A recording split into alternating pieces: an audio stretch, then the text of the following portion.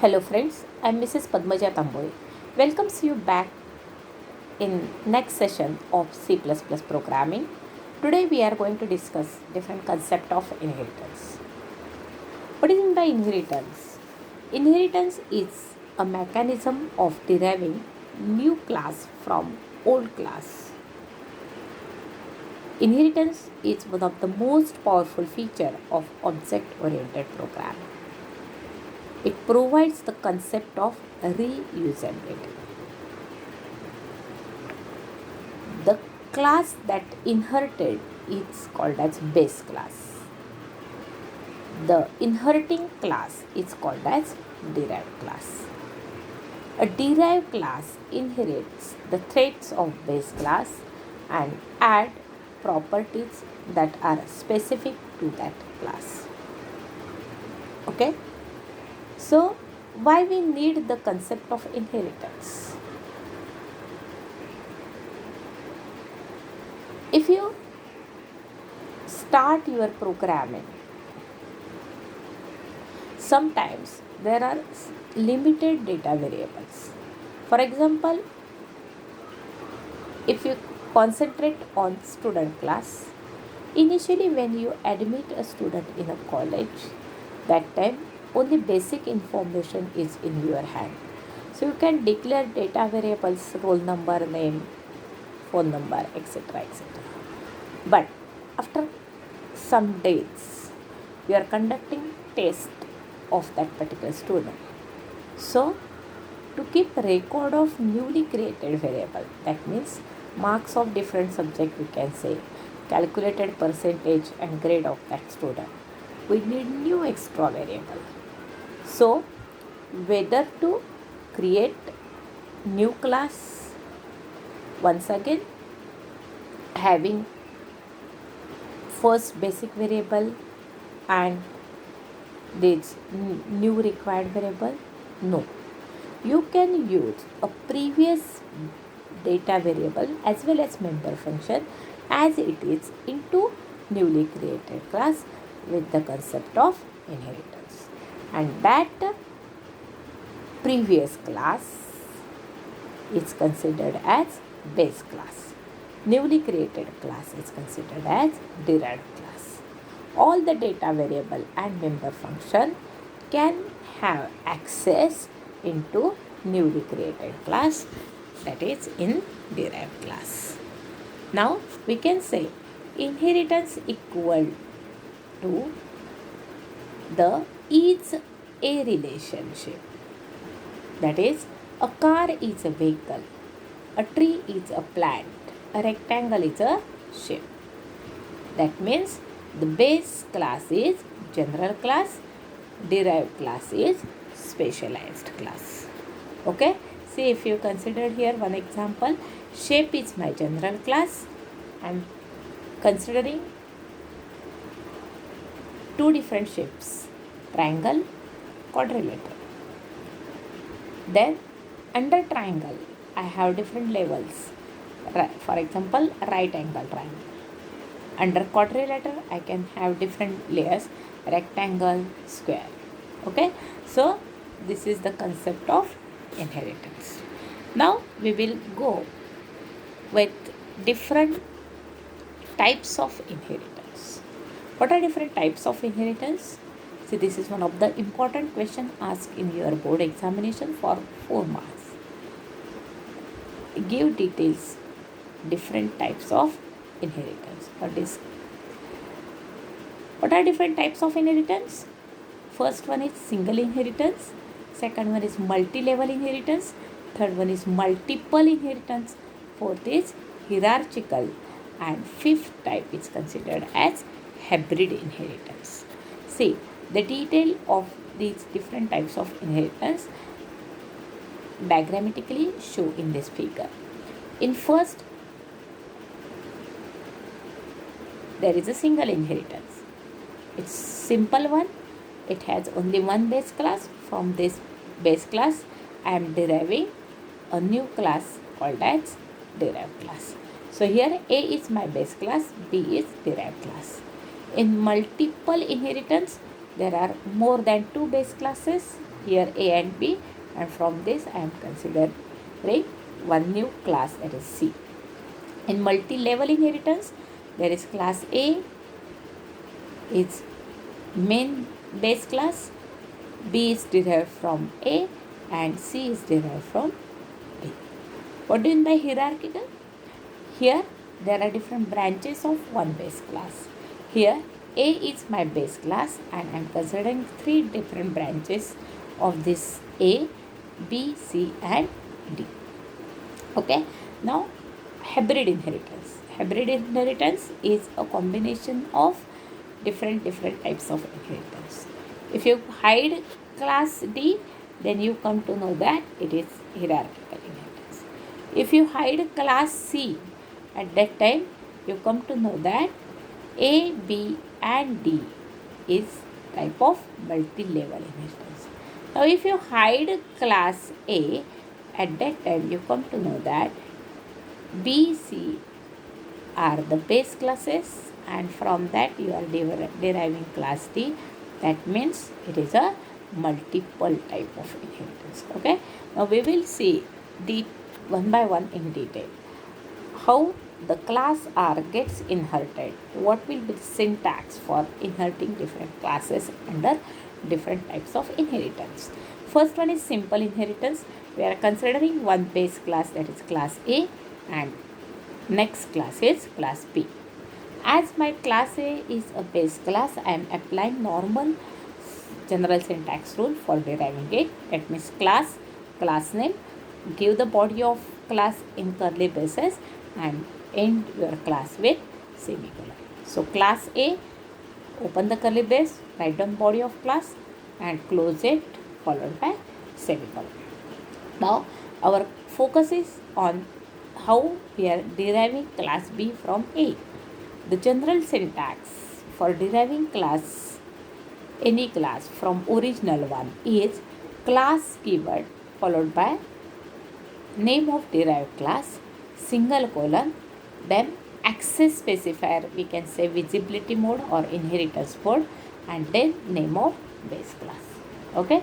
So class B is my derived class name, single colon, access specifier, and then class A is my base class name. Is that clear? Write down the body of class, end your class with semicolon. Now here also we are considering three different access specifier. It is also called as visibility mode and or inheritance mode. Okay. Which are those three? Again, public, private and protected.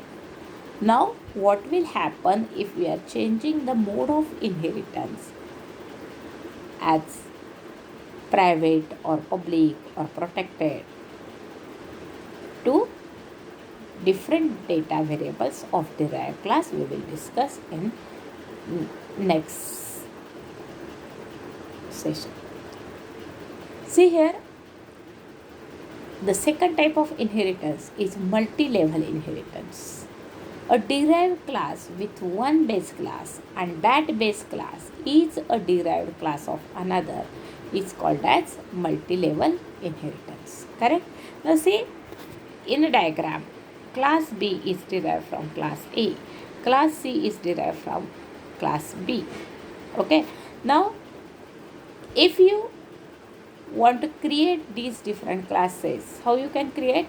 See, class A is my original base class, so I am using normal syntax rule for deriving class A. That is class A, body of class followed by semicolon. But how you are creating class B from class A? Now when I want to create class A from B, class B from A, at that time I am using here, if I hide class C, then B, A and B is considered as single inheritance, and I am using syntax class derived class name single colon public A. That means class B single colon public A, writing the body of class B followed by semicolon. Okay. Now how to create class B, class C? For that I am hiding class A. Now class B and C is nothing but example of single inheritance. Again, and apply the general syntax rule for inheriting any class in single inheritance mode. So C is my derived class, B is my base class if I consider B and C. So the syntax for deriving class C is class C single colon public B, then the body of class. Now next, multiple inheritance. Multiple inheritance, we are creating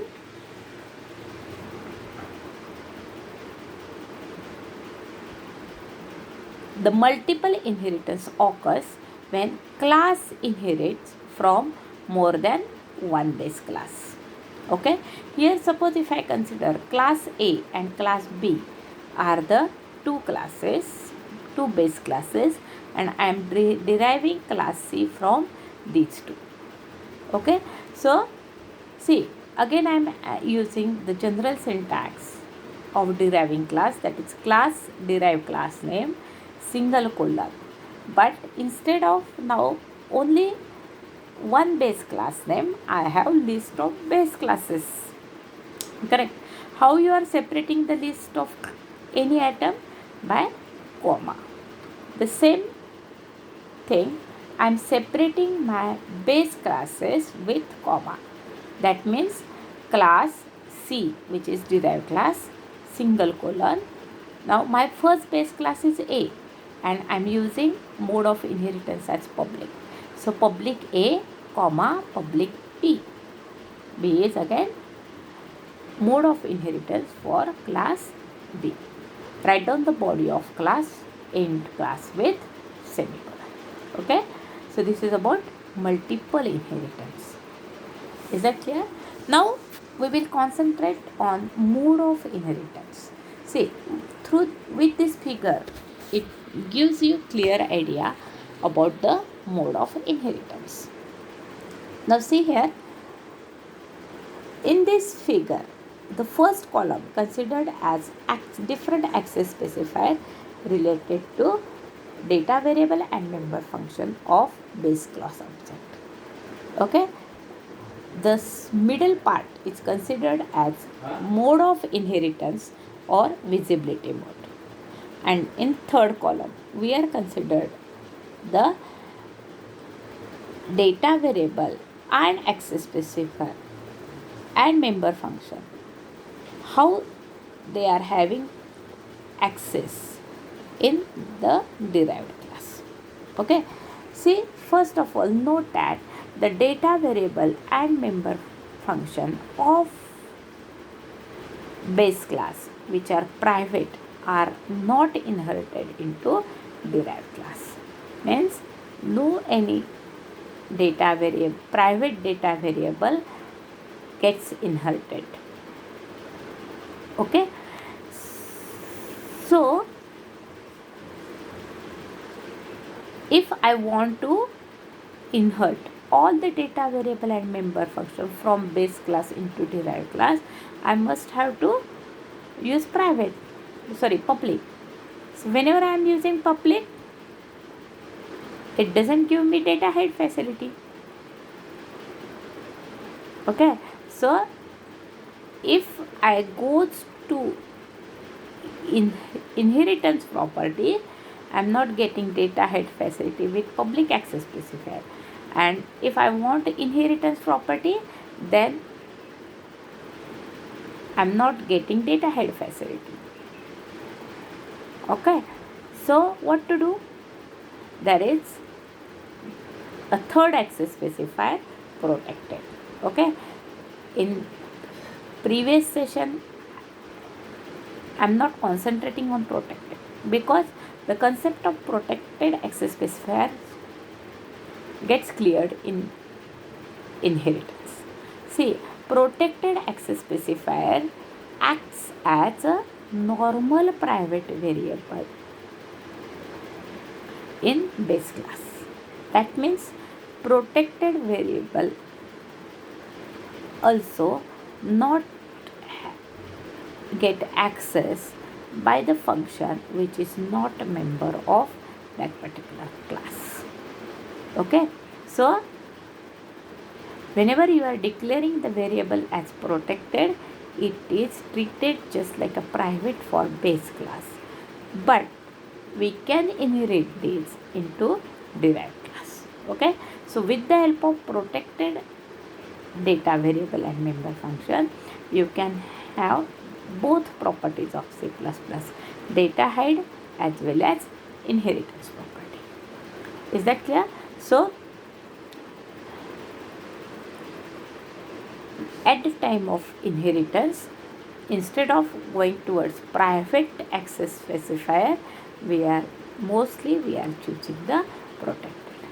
Now we will concentrate different mode of inheritance and how the data variable comes in derived class. Okay, now see, as I told you just now, the private variable has no access or not inherited into derived class.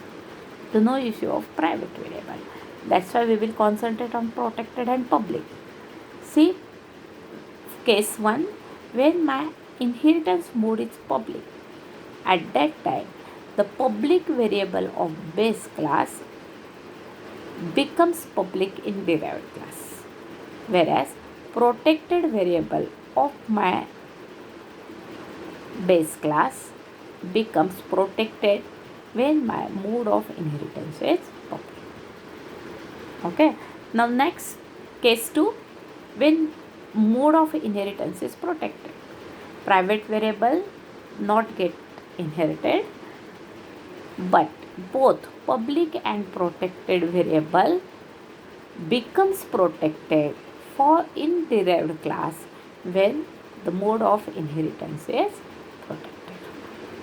Okay, now the third case, when my mode of inheritance is private, at that time public and protected variable of base class becomes private in a derived class. Okay, now we will see this example. Protected data variable inherited as a public, as in public mode of visibility. See, there is my base class having protected variable a and b. In public section, I wrote set ab function, where I am passing two parameters m and n. The value of n gets assigned to a variable, value of m gets assigned to b variable. In derived class, how I am deriving the class? With mode of inheritance public. That means class derived :public base. Here I am using one or declaring one C variable, and the access specifier for C variable is private, as I am not mentioning any access specifier. By default it becomes private. In public section, I wrote two member function, set C and show ABC. Okay, so if I declare the object OB related to derived class, how many data variable and member functions are considered? I can consider 3 data members and 3 member function. See, related to OB object, 2 data members A and B comes from base class and it has its original C data variable. Okay, and set AB function comes from base class and it has 2 member functions, set C and show ABC. Is that clear? This is about the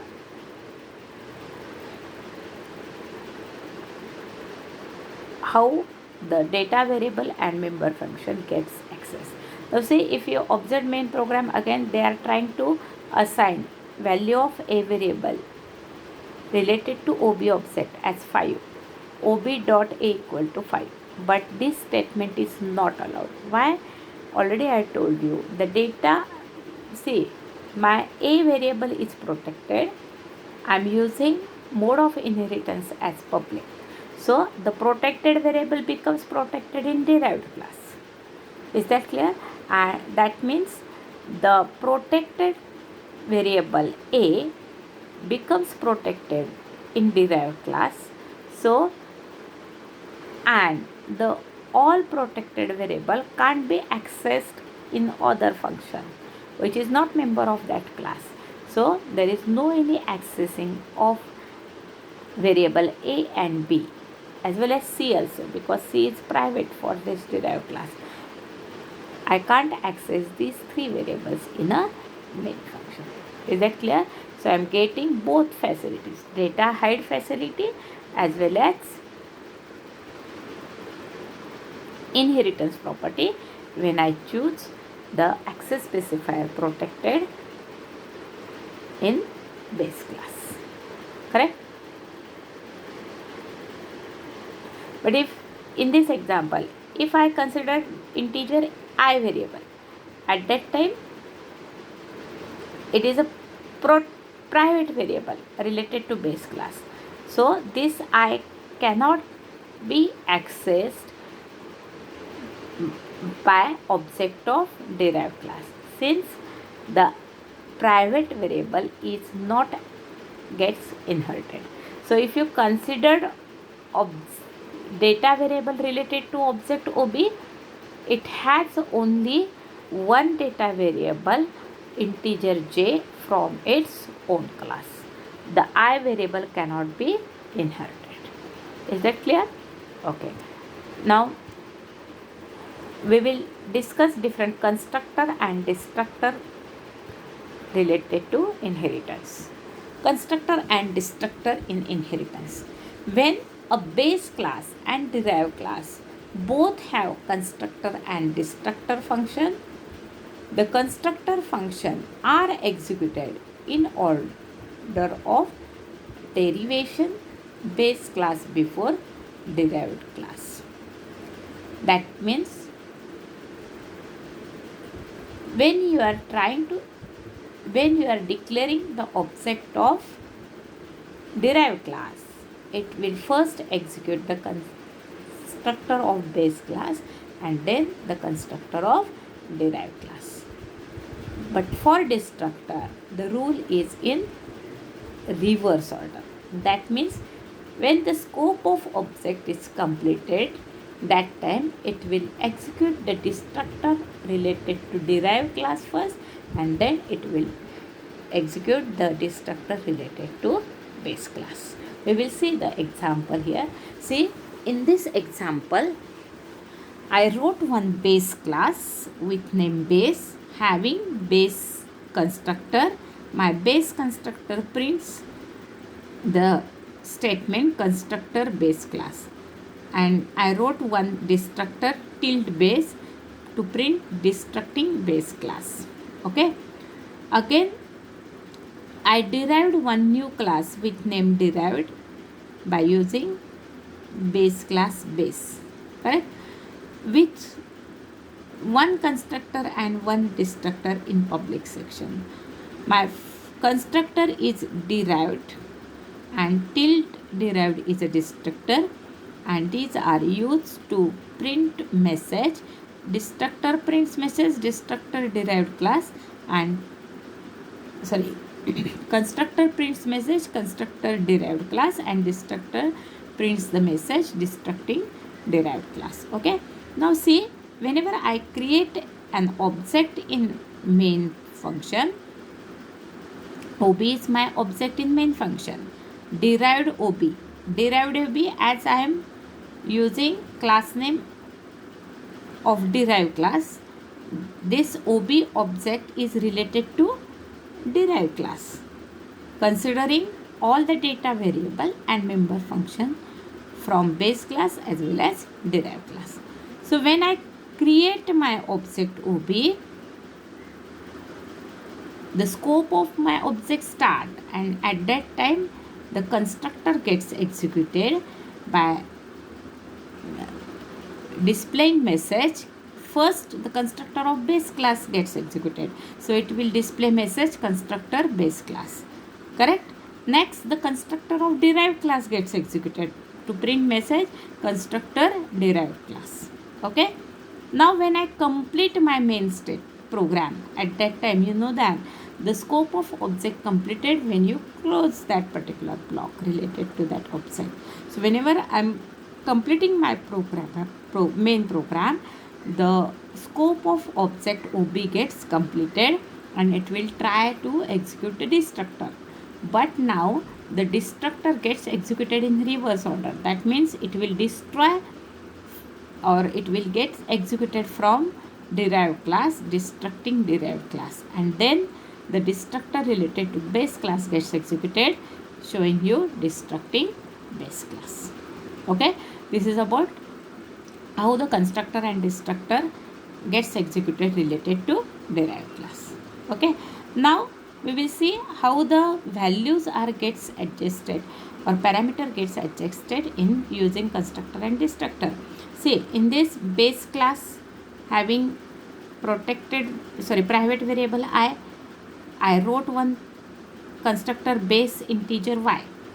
Okay, destructor is also available there. In derived class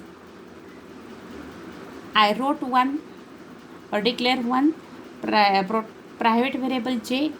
Now see, concentrate here, derived integer x colon base x. That means when I create this derived integer x colon base x means I am trying to write constructor related to derived class. So when I declared an object related to my derived class, see here in main derived OB10. Derived OB10 means I am declaring my object by passing one parameter. So it will try to execute my base class constructor first.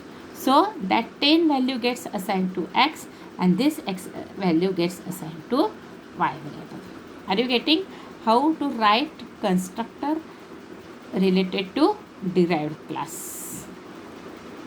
Okay. Now one more. See, if there are parameters related to base class constructor as well as derived class constructor, at that time integer base integer y, this is the constructor related to base class, and derived integer x comma integer y, this is the constructor related to derived class. So whenever I am passing, see, derived integer x, this x parameter is used to assign the value related to derived class object, and comma integer y means the second parameter is used to assign the value of base class variable. Okay, so that's why I am creating object by passing two values, two parameters. See here, derived OB 5 comma 8. That means the 5 value gets assigned to I. That means the variable of base class, and the 8 value gets assigned to x. That means the variable j of your derived class. In this way you can write different constructor and destructor related to your object. Okay, so in next session we will see the what will be a problem when you are using hybrid inheritance and how this problem gets solved with the help of virtual base class, and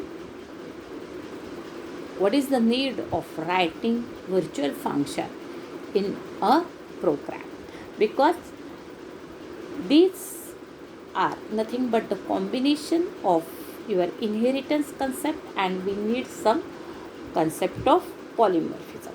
So in next session we will complete the virtual base class, virtual function concepts in detail.